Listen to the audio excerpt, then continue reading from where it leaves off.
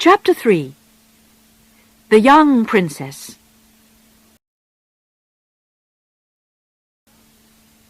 In her new marriage, Diana was like a young bird who was learning to fly. At school, she was too shy to speak in public. Now she was making public appearances all the time as one of the royal family. One of her first public visits was in May, just before she got married. This was to Tetbury, a town near Prince Charles's new country home at Highgrove in Gloucestershire. Crowds of people came out to see Diana. Dressed in a red suit, she walked through the streets and smiled shyly as they gave her bunches of flowers. It took some time before she wasn't frightened of these public appearances. On one of the first that she made with Prince Charles, he told her to walk over to the waiting crowds. "Talk to them," he told her. "I can't. I just can't," she said. But she had to, and after that, she found it became easier and easier. She was very natural, and everyone liked that. People began to feel that they could talk to her about their problems. She was quickly becoming one of the most popular women in the world. Soon, she was more popular than Charles. He wasn't very pleased by this. "I'm sorry I'm not my wife," he said once or twice to the crowds when he made visits alone. Everyone loved Diana because she was young and beautiful. During her first few years as a princess, she learnt how to dress well, and people became interested in her clothes. After every appearance, the reporters described what she was wearing. There were photos in the newspapers recording all her different dresses. Before she got married, she still looked very young. Her face was round, and her clothes were nothing special. And when she first became Princess of Wales, she still didn't always dress well. Sometimes she wore dresses and hats that were too old for her, like those for a 45-year-old woman. Then she became the well-dressed Diana that we remember today. She chose a lot of wonderful clothes: dinner dresses, dance dresses, trousers, and suits. She learnt to dress for all kinds of different appearances, for special visits, for sports, or for travel. For public appearances, she had to wear clothes that were comfortable as well as beautiful. She also had to remember how her enemy, the wind, could blow those clothes about. Diana began to buy from famous British clothes makers, which helped the clothes business in Britain. Some of her favourites were Bruce Oldfield, Zandra Rhodes, and Catherine Walker. Sometimes she chose bravely. A low-cut, short black dress, for example. But she could also look like the perfect English rose in a pink, well-cut suit or a long white dance dress. With her long legs, fair hair, and wonderful smile, she could look good in almost anything. Then Diana became a mother too. Before the baby was born, she felt sick a lot of the time. But she was healthy, and on the 21st of June, 1982, she went into St. Mary's Hospital, London, to have her baby. Charles stayed with her there, and the Queen's private doctor looked after her. At 9:03 p.m., the new prince was born. Crowds were waiting outside.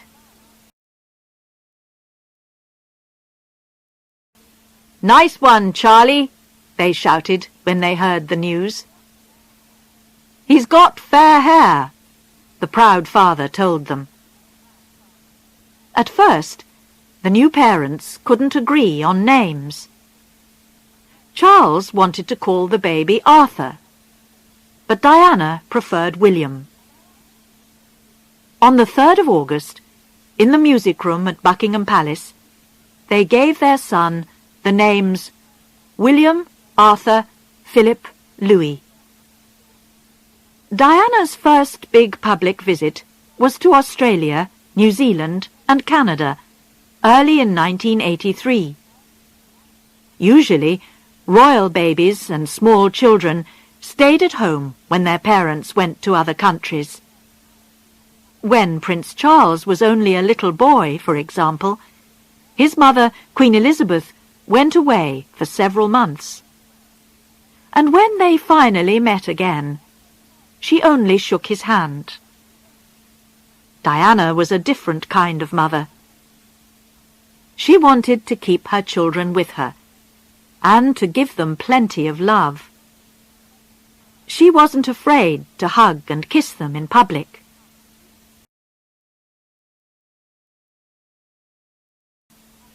So Charles and Diana took baby William with them. Great crowds came out to see the Prince and Princess of Wales, and Diana quickly became popular in those countries too. She was always ready to do what people liked best. On her first visit to Wales, she spoke in Welsh. Then, in New Zealand, she met a Maori woman and touched noses to say hello in the local way. Soon, another baby was coming, and on the 15th of September 1984, Prince Harry was born. When the family was in London, they lived in a large flat at Kensington Palace. It had 4 sitting rooms, a dining room, and 4 bedrooms. Diana chose all the colours and the furniture, and tried to make it a real family home.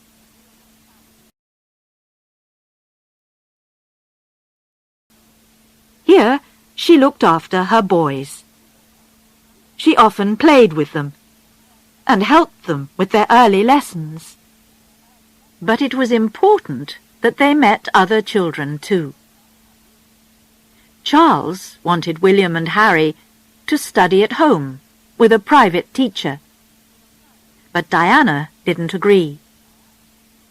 So, in September 1985, William went to his first school. In 1987, he went on to Wetherby School. On his first day, she took him there, just like any other mother, and together they met his new teacher. Diana was now a busy princess, wife, and mother. But she was beginning to work with charities now too, which quickly became one of the most important things in her life. In 1982, the newspapers reported that Diana was now working with 5 charities. By the time that she was 24, she was working with 18. She began to visit people in hospital. She wasn't afraid to meet people who were dying.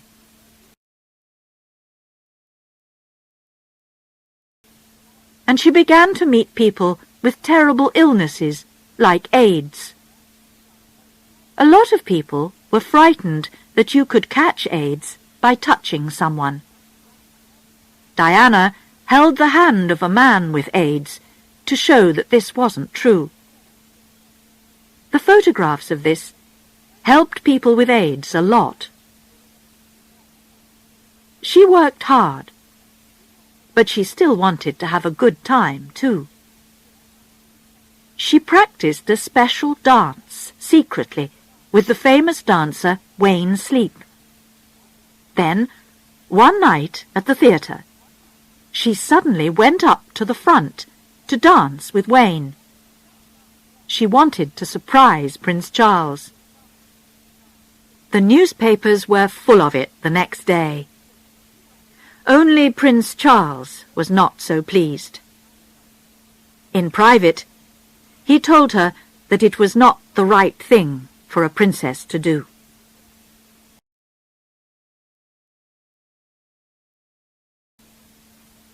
Diana now had a new friend in the royal family.